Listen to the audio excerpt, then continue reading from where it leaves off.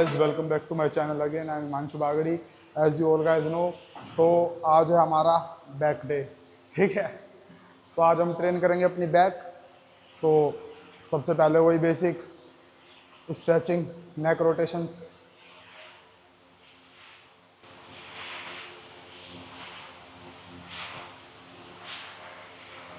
Arm rotations,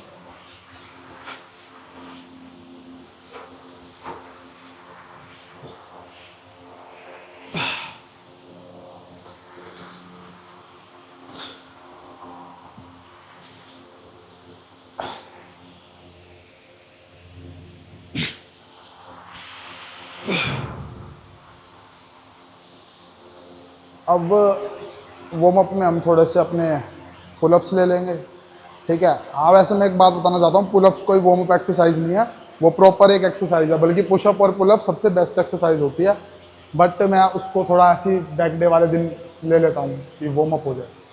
तो आइए,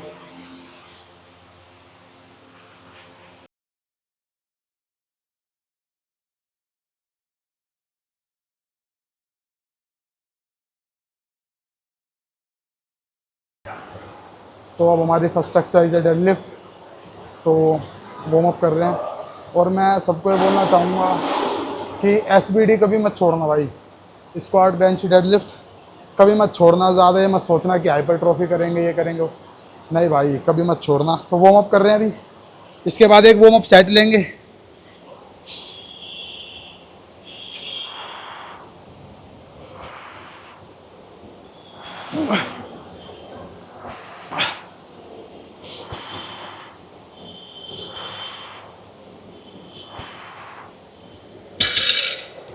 तो अब हमारा होने वाला है पहला वार्म अप सेट, ठीक है, जो कि है 70 kg।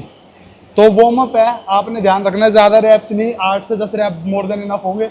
और फॉर्म ठीक रखे।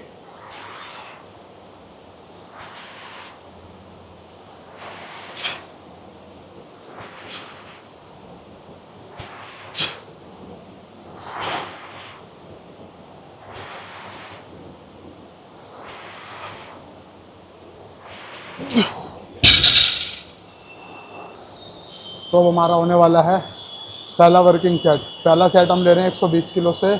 120 किलो के वही 10 रैप, ज़्यादा नहीं, क्या सोचो 20-20 मार रहे हो, नहीं 10 ही रैप, ठीक है। और भाई फॉर्म देख लो, फॉर्म ठीक रहनी चाहिए। वेट नए लड़के बेशक कम मार लेना, ज़्यादा कोई दिक्कत नहीं है, फॉर्म ठीक मारना बस।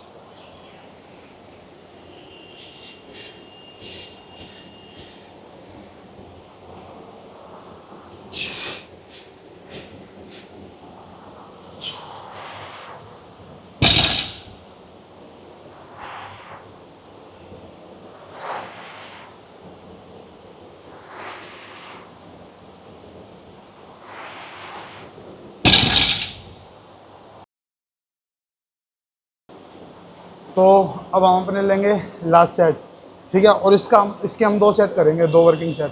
तो मैं अब आपको बता देता हूँ, बहुत से लोग आपने देखा होगा जिम में मिक्स ग्रिप करते हैं, है ना, ऐसे एक हाथ उनका ऐसे रहता है तो दूसरा, एक हाथ ऐसे रहता है तो दूसरा ऐसे रहता है। वो कोई गलत टेक्निक नहीं है कि मैं ये बोल दूँ कि भाई वो गलत टेक्निक है, बट पता है क्या है, जब आप मिक्स ग्रिप करते हैं ना, तो आपका ना एक लैट ज़्यादा इंगेज होता है और दूसरे का बाइसेप ज़्यादा इंगेज होता है। दोनों के लैट्स अच्छे से इंगेज नहीं होते हैं। तो अब आपने क्या ध्यान रखना है कि आप जब भी ट्रेन करो ना, तो हुक ग्रिप ट्रेन करो। आप चाहे किसी को भी देख लो, आप अच्छे अच्छे ओलंपियंस को देख लो, या कोई बहुत अच्छे लेवल पे अगर कोई बहुत तगड़ा बॉडी बिल्डर है उसको देख लो, वो बंदे हुक ही ग्रिप ट्रेन करते हैं। क्यों? ताकि उनकी बॉडी की सिमेट्री ना बिगड़े, ठीक है। ऐसा ज़रूरी नहीं है कि हर कोई करता है, बट ज़्यादातर करते हैं। अब भाई जिसने करनी है वो करेगा, जिसने नहीं करनी वो नहीं करेगा, चाहे मैं कितना ही बोल लूँ, ठीक है। तो अब जैसे 150 किलो है, मारने को और भी ज़्यादा मार सकता हूँ, बट इसी के 2 सेट मारेंगे और रेपिटेशन रखेंगे, कोशिश करेंगे 7 to 8, ठीक है। चलिए,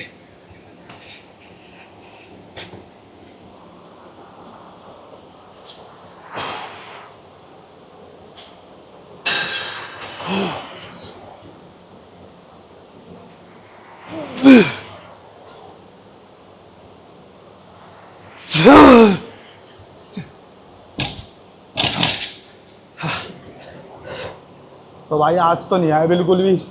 कोई नहीं, नेक्स्ट टाइम कोशिश करेंगे कि 7 to 8 आ जाए। देखते हैं कि क्या होगा क्या नहीं।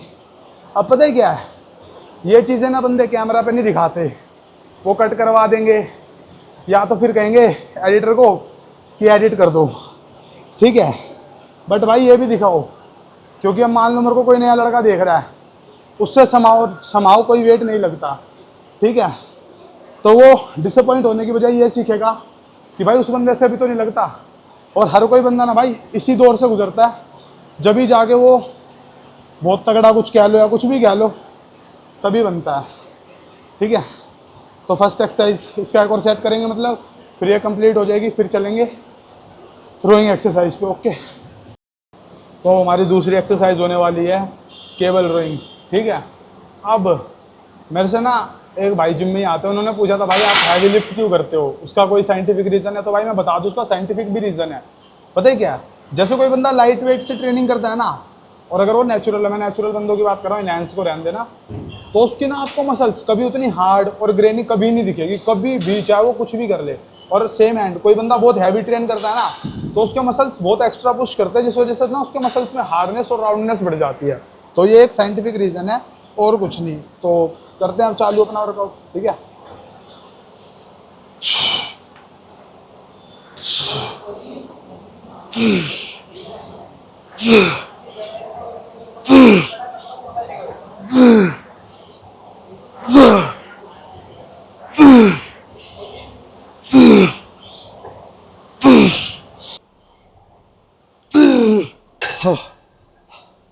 तो अब मैं आपको बता देता हूँ कि मैं अपना वर्कआउट रोइंग एक्सरसाइज से क्यों चालू करता हूँ। देखो हर कोई, आपने देखा होगा मैक्सिमम बंदे जिम में लेट पुल डाउन से अपना वर्कआउट चालू करते हैं, क्योंकि उनको अपनी बैक में बहुत विथ चाहिए होती है, कि उनको ऐसे भाई बहुत चौड़ी हो, ऐसे वी शेप आए, ठीक है, अच्छी बात है, वो होनी भी चाहिए। पर मैं आपको एक बात बता दूँ, आपकी बैक सिर्फ विथ में अच्छी है और उस पर थिकनेस नहीं है, वो कभी अच्छी नहीं लगेगी। और एक बार के लिए आप ना किसी एक ऐसे बंदे की ना बैक देखना जिसकी बैक थिक है और पर वाइड उतनी नहीं है, आपको उसकी बैक फिर भी ज़्यादा अच्छी लगेगी।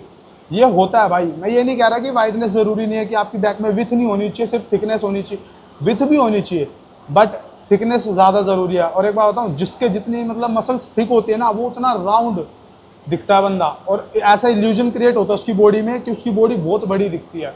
पता है, यहाँ से सोचोगे ना आप लोग बहुत कुछ कर लोगे, पर पता है क्या, आज के टाइम में ये हो रखा है कि हर बंदा बेफालतू में अपना स्ट्रगल दिखा रहा है, कोई कुछ बता के नहीं राजी, बस सबको ये दिखाना है कि हम इतनी मेहनत करते हैं, हम ड्यूटी जाते हैं, फिर हम जिम भी जाते हैं, हम ये करते हैं, वो करते हैं। भाई सब करते हैं चीज़, ठीक है। और एक और भी बात है, अच्छा कंटेंट देखने के लिए कोई बंदा तैयार नहीं होता, तो शायद लोग बाग बनाते भी नहीं हैं।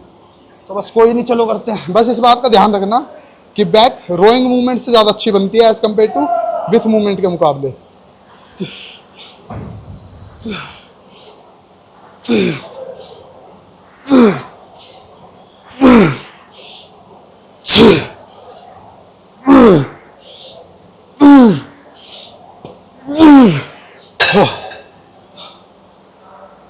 तो अब हमारी दूसरी एक्सरसाइज होने वाली है लेट पुल डाउन, ठीक है। अब अगर आपके जिम में ये वाली ग्रिप है, देखो ध्यान से, ये वाली है तो ठीक है, और अगर ये ग्रिप आपके जिम में नहीं है तो भी भाई कोई दिक्कत नहीं है, जो नॉर्मल ग्रिप होती है आप उससे कर लो, ठीक है। कोई ऐसा इशू नहीं है कि इससे कुछ ज़्यादा मसल बन जाएगी, और उससे मैंने सालों साल उससे ही करा है। अब इस पर शिफ्ट हुआ हूँ थोड़ा सा, क्योंकि इससे मसल थोड़ा अच्छा फील हो जाता है, और कुछ नहीं, न्यूट्रल ग्रिप होती है क्योंकि, है ना। अब आपने पता क्या करना है, पहले अपना स्कैपुला नीचे करना है, और उसके बाद ना अपनी लोअर चेस्ट तक इसको जो है पुल करना है। ऐसा नहीं कि यहीं तक बस, कुछ लोग यहाँ तक पुल करके छोड़ देते हैं, वो नहीं करना, पूरा नीचे तक। 1 2 3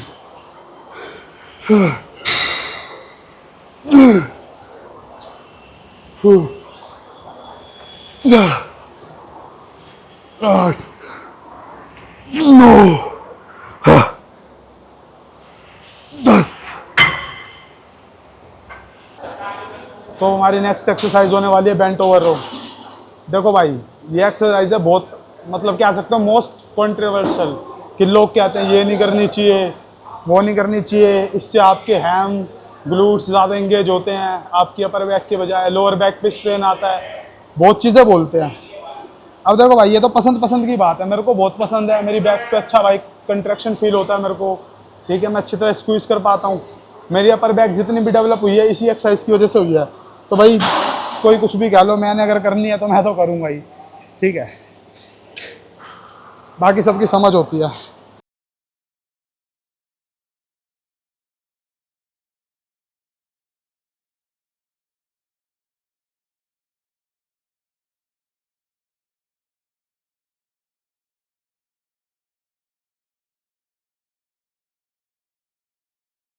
तो अब हमारा लास्ट सेट है बेंट ओवर रो का।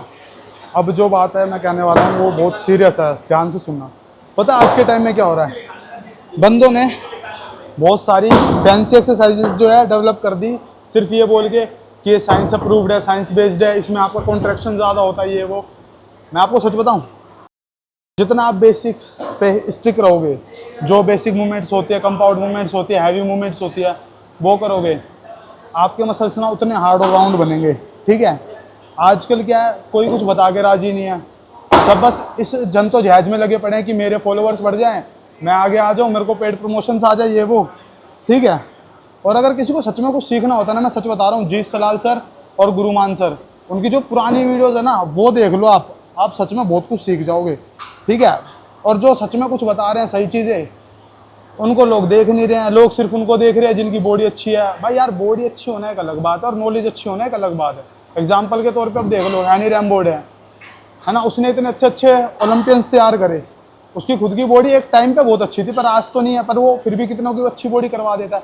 वो नॉलेज का गेम होता है भाई, ज़रूरी नहीं है कि जिसकी बॉडी अच्छी है उसको ही ज़्यादा पता है।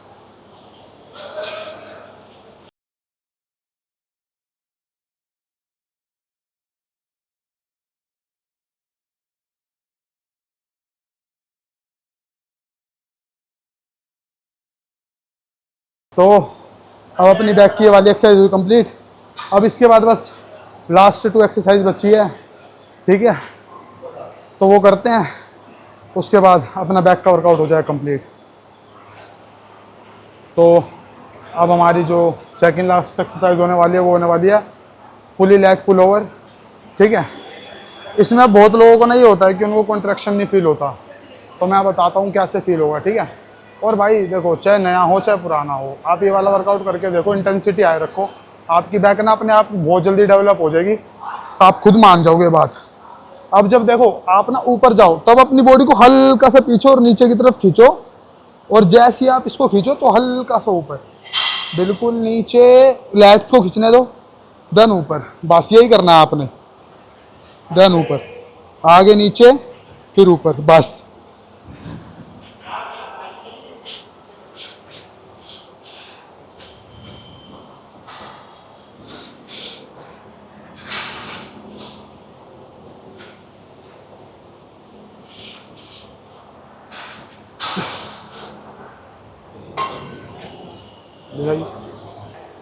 तो अब हमारी लास्ट एक्सरसाइज होने वाली है ट्रैप्स।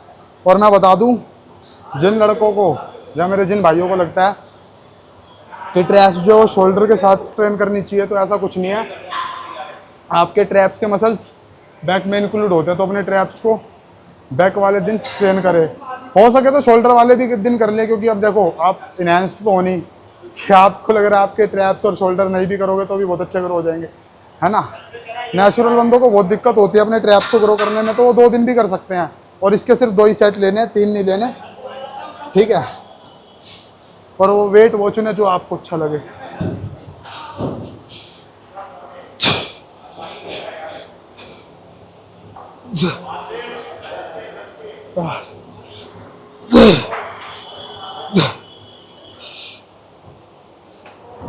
और लास्ट सेट है आज का।